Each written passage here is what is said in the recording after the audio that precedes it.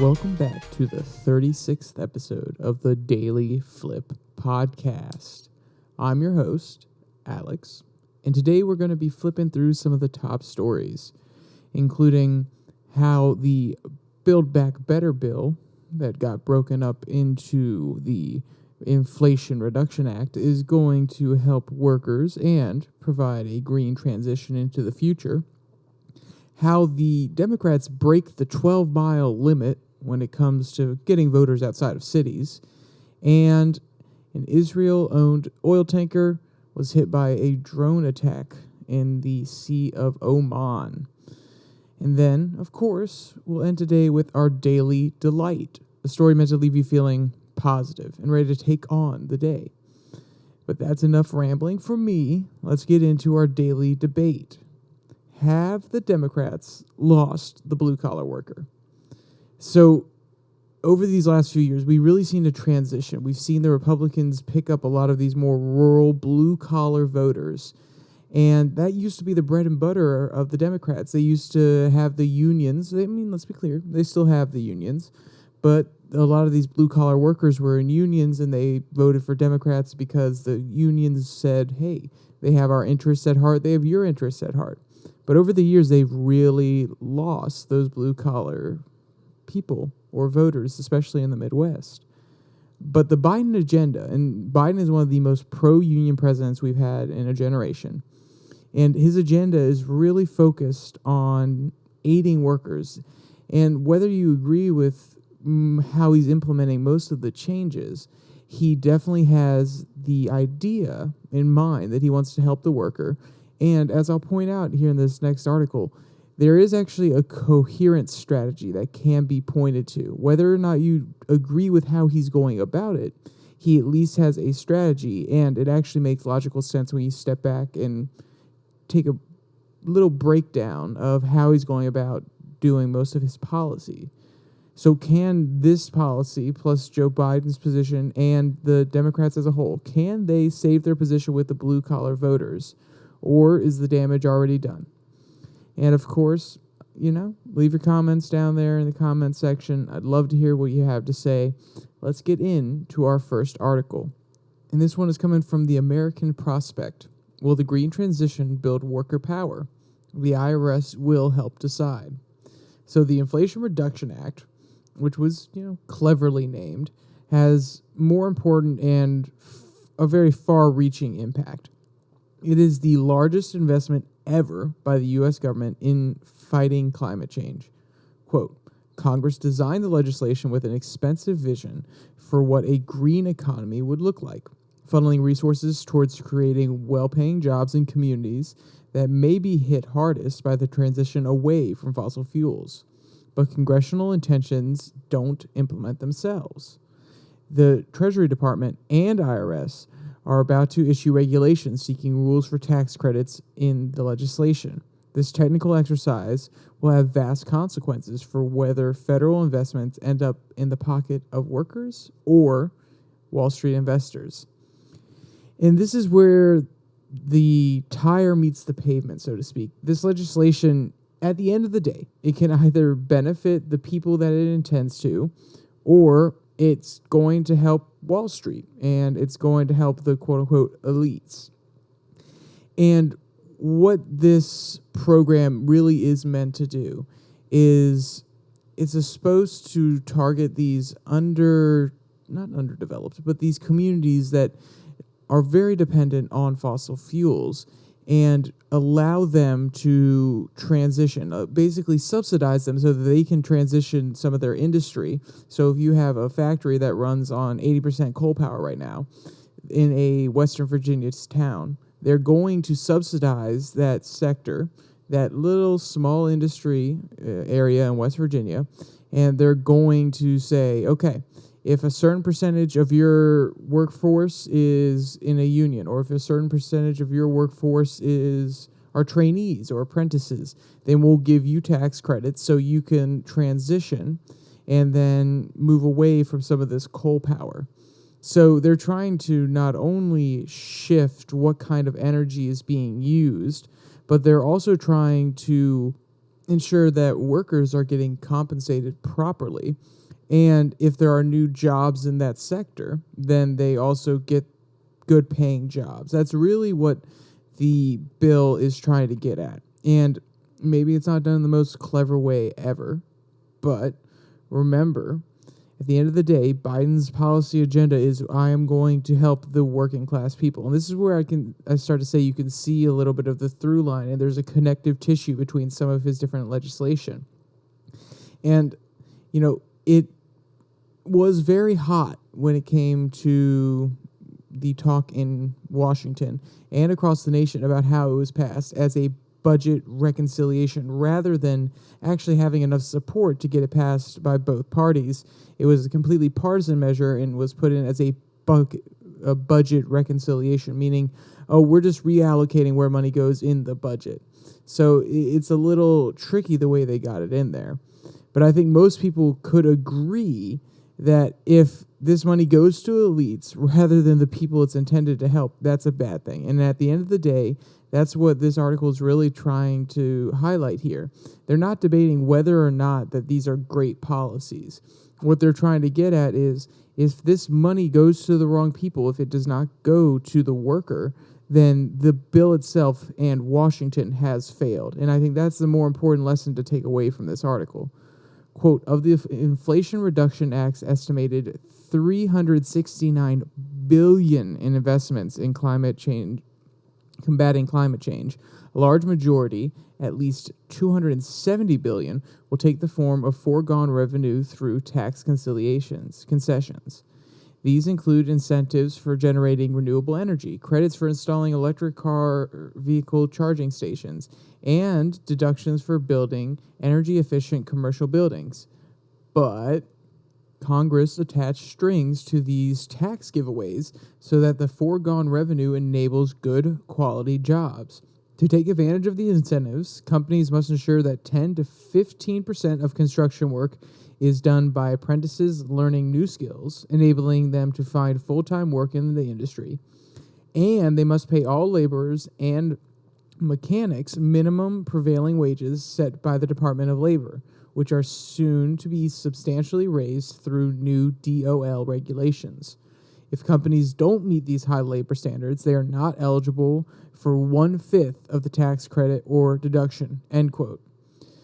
So in order to check and verify and to ensure that these companies are actually keeping up with the high bar that Biden and the Democrats have put in place, they argue and they have put funding for the IRS in here. Because in order to have an idea of what is actually going on within those companies, you could send somebody out, you could send an inspector out, like from OSHA perhaps, and I don't know how that would work necessarily because it's not necessarily a safety issue here.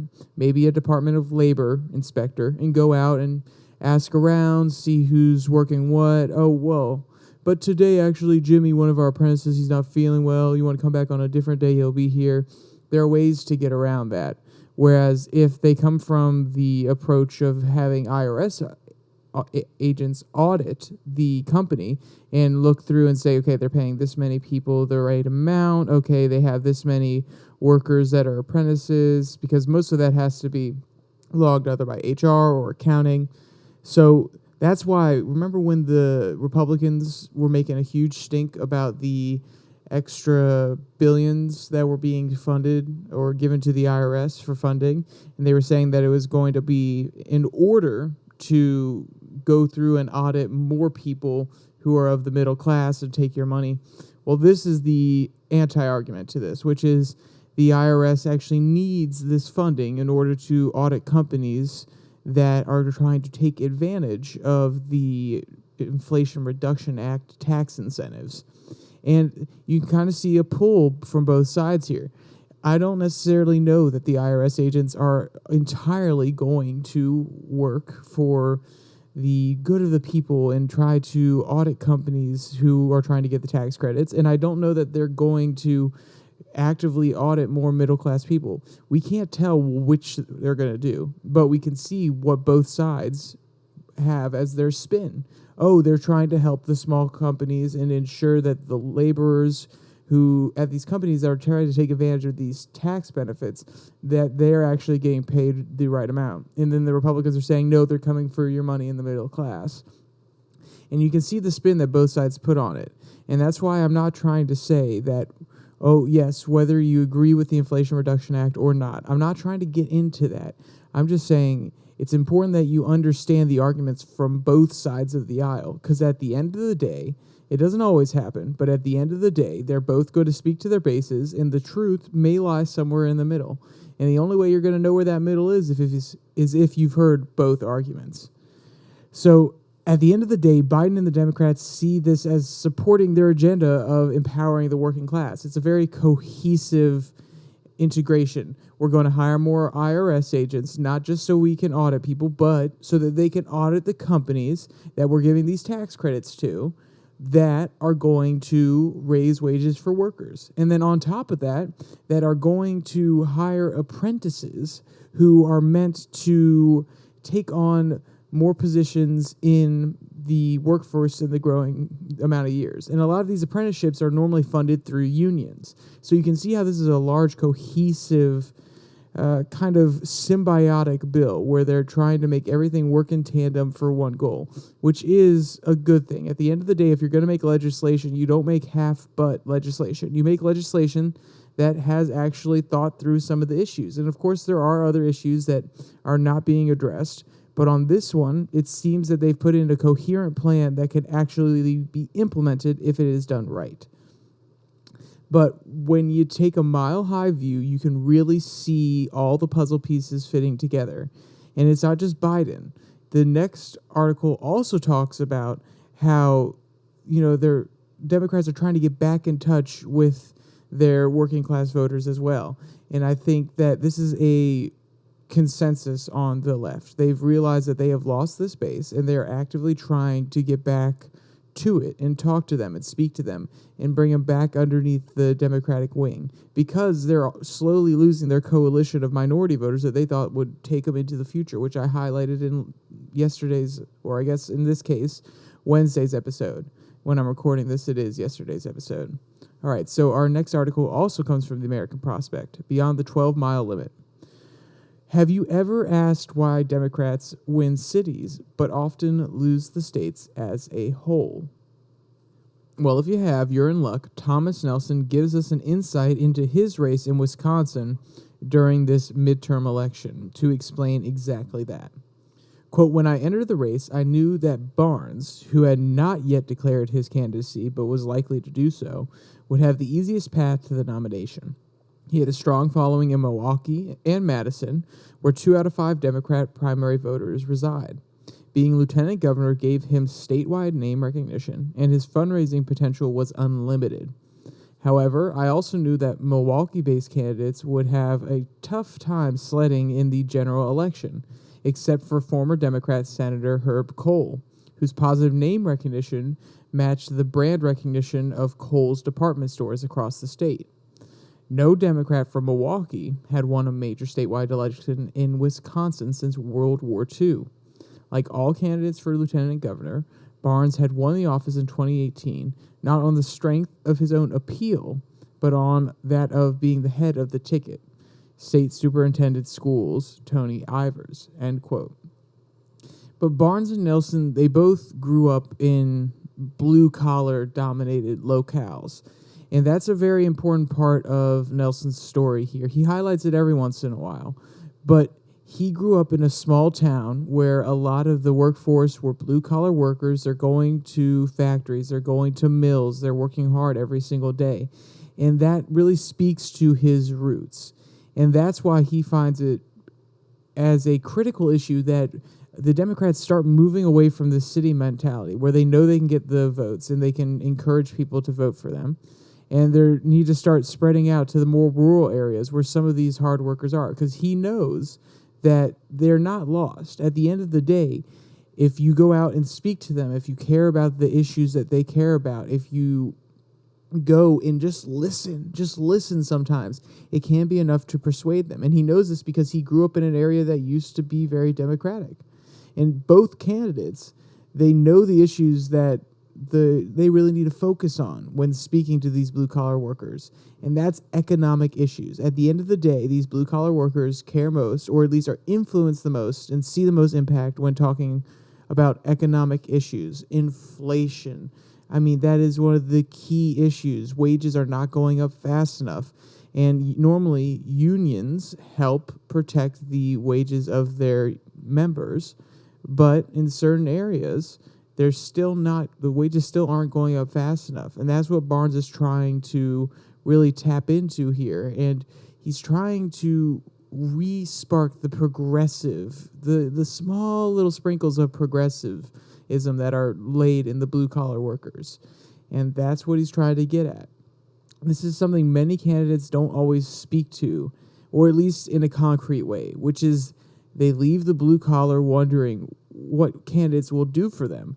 At the end of the day, a lot of these candidates nowadays, they're talking about culture war issues. They're talking about family issues. Great, that's what some blue-collar workers care about. But it's more, no, we're talking about should you have a say in your school. Not all blue-collar workers care about that. Now, making sure that they have a strong family unit that they're able to provide for their kids, they're able to put food on the table. Yes, there we go. That's an issue they care about. But education, maybe not so much. Maybe that's something that doesn't necessarily speak to them as much. And these culture war issues about critical race theory, about sexuality and gender, these are issues that blue-collar workers don't care about as much. Now, they may care about them, but at the end of the day, whether that sexual ideology, whether that CRT, that's not going to affect their job. At the end of the day, they're still going to go into the factory. They are still going to do their hard work, and they're still going to come home and have a hard time paying for the gas and paying for the food. And that's what Barnes is kind of getting at. He doesn't outright say it, because I don't think he wants to alienate that part of the party that really does care about those issues. But that's really what he's implying, that we need to get past all these BS issues that he says Republicans are putting forward just to distract us from actually talking about things that matter. Quote, "Today, American politics mirrors maritime law. The distance that a county's territory extends off its shores is 12 nautical miles. The median distance that Democratic voters live from a medium or large city center is 12 land miles." That's the figure that Professors Andrew Reeves and Brian Moy of Washington University in St. Louis pinpointed in their research on the relationship between geography and political attitudes. By comparison, independent voters live in a median distance of 17 miles, and Republican voters a median distance of 20 miles from a city center. This holds in nearly every state in the country, particularly in swing and battleground states. Outside the 12-mile limit in Wisconsin are many former Democrats who feel the big city politicians' agendas do not match up with their own economic realities. Outside, state Democrats once made Wisconsin a blue state. Their exodus from the Democratic Party turned us purple and then made us into the battleground state of the country. End quote. So this is the beauty of the United States, by the way, which is the federalist/republic system. You can vote with your feet. At the end of the day, if you don't like the politics, like these Democratic voters didn't like the politics of some of these up-and-coming Democrats, and I'm assuming he's referring here to maybe the 1980s, the 1990s, they get up and they move, and they bring their vote with them. And then sometimes they'll vote for the same policies in the new area and try to make a semblance of what they had in the city, or sometimes they'll vote differently. They'll vote Republican instead of Democrat and see how that turns out for them. And that's the beauty of our system.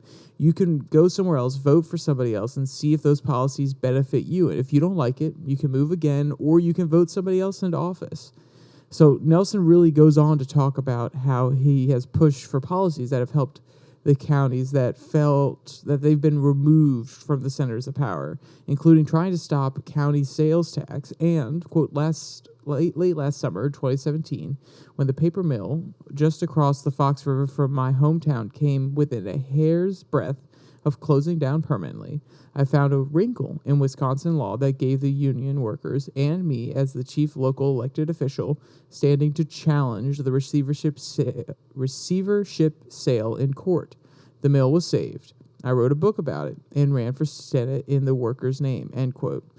So Nelson's approach here is to talk to the everyday worker, to care about the everyday worker, the man, the unions, and to get the centers of power to realize that they can't just focus and they can't just care about the people that live in those centers of power, like Milwaukee. They have to go out and listen to a wider audience. It's kind of the inverse of what the Republicans have done recently. They really focus on rural areas and they don't really breach into the cities because at the end of the day, they think that they're not going to get those voters. So they don't put as much time and effort in there. And, that may be a okay strategy. It may be working out for them okay. But at the end of the day, it really calcifies where voters are. And it locks in the fact that if you don't go into those areas, if you don't work hard enough to try to transition voters in those areas, then they're never going to change. And also, then if you don't go in there and actually listen to them, you're not going to understand what they need and what they want. So even if you are trying to flip them, you're just going to be speaking to issues that they don't necessarily care about as much. And that's the real issue here. Both sides have become so polarized. They believe that they have their voting blocks and they really only speak to them. They don't go to listen to anybody else. And when they do go to listen to somebody else, it's not actually listening. It's, oh, no, but here's why you're wrong. Oh, no, here's why my policy will work better. Oh, listen to what we can do here, here, and here. So instead of listening and taking in what people say and actually believing that some people, I know, right? Some people have an idea of what they want and they know what policies will help them. Oh my gosh, it's a shocking idea. But outside these city centers, a lot of people don't see it that way. In these city centers, a lot of people don't see it that way. They say, oh, no, we know what's best for the state. We know what people want. We know what will help them. And they're not actually listening to what the voters say. And all it would take is going out and actually listening, taking the time, and maybe they can either change their policy to get those voters, or they can convince voters that what they're doing will actually help them. But that can't happen if you don't go out, you don't listen, and you don't give them the time of day. And that's what Nelson's campaign was really about, listening to the small voter. Even though he stepped down and gave his nomination to Barnes, he still brought a large coalition of blue-collar workers who felt that he was speaking on their behalf, and they voted for Barnes, and he almost beat Ron Johnson in the senator race. So this is a path forward for Democrats. If they can actually go back to a grassroots effort like they used to do and really focus on unions and the power of the worker, like Joe Biden is trying to do with his Inflation Reduction Rate infrastructure stuff, then at the end of the day, I think they have a coherent strategy going forward. And maybe, just maybe, they can get those blue-collar workers back on board. All right, so that's enough about internal U.S. politics. Let's move to the world stage. This one comes from the Wall Street Journal. Israeli-owned oil tanker hit by suspected Iranian drone. So in the Gulf of Oman, a drone struck a Pacific Zircon, leaving a hole in the ship. Quote, Israeli-owned oil tanker was hit by a suspected Iranian drone Tuesday night in the Gulf of Oman, according to people familiar with the incident, creating a hole in the ship but causing no injuries or deaths. The Pacific Zircon is owned by Idan Ofer, a Israeli billionaire who founded Eastern Pacific Shipping. Founded. End quote. And it was relayed to the Wall Street Journal that the crew was safe, thank the Lord, and that there was no oil lost. And like I said, thank the Lord that that's the case, that the drone didn't hit any of the oil storage containers. That could have caused a huge fire and an environmental issue as well, with oil leaking into the ocean, and that could have been a big disaster. Quote, the U.S. military denounced the attack as another sign of Iran's threat to the Middle East.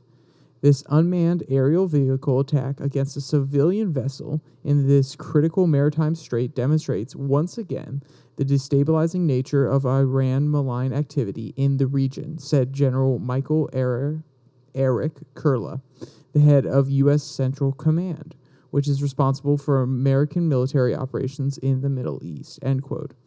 So these are really unstable times in Tehran. If you haven't been paying attention, it's nearly 2 months now of upheaval at home, of riots over the death of a woman. I don't remember her name. I did an article on it, and I feel terrible, who did not want to wear her face covering in public. And she was arrested and then died of suspicious circumstances. So they've been dealing with an upheaval, riots, protests for practically 2 months at this point. So in my opinion, this is Iran trying to project strength, saying we maybe have things going on here at home, but at the end of the day, we could still strike you if we want to.